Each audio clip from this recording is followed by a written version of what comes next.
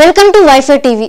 శ్రీ విద్యానికేతన్ విద్యా సంస్థల అధినేత సినీ నటుడు మోహన్ బాబు నిరసనను పోలీసులు అడ్డుకునేందుకు ప్రయత్నిస్తున్నారు.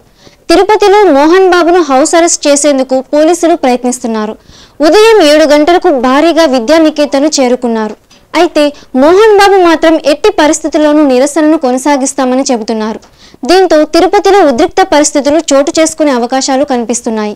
ఇంజనీరింగ్ విద్యార్థుల ఫీజులు తిరిగి చెల్లింపు విషయంలో ఆంధ్ర ప్రభుత్వం ఉదాసీనంగా వ్యవహరిస్తున్నందుకు నిరసనగా మోహన్ బాబు ధర్నా చేపడుతున్నారు. ఇప్పటికే ఆ మధ్య ఈ విషయంలో ఆయన పలుమార్లు విమర్శలు చేశారు. మోహన్ బాబు కుమారుడు శ్రీ విద్యానికేతన్ విద్యా సంస్థల అధిపతి అయిన విష్ణు కూడా బాహటంగా విమర్శలు చేశారు. మోహన్ బాబు ఈసారి ఎన్నికల్లో వైసీపీ తరపున పోటీ చేస్తారని వార్తలు వినిపించాయి. కానీ చేయడం లేదు. ఎన్నికల్లో వైసీపీ తరపున ప్రచారం చేస్తారనే వార్తలు కూడా వినిపించాయి.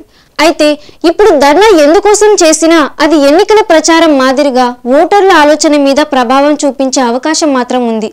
దీంతో మోహన్ బాబు చేపడుతున్న ధర్నాకు అడ్డుకట్ట వేసేందుకు చంద్రబాబు కూడా ప్రయత్నిస్తున్నారు. ఇప్పటికే పోలీసులను పంపి ఆయనను హౌస్ అరెస్ట్ చేసేందుకు సిద్ధమవుతున్నారు.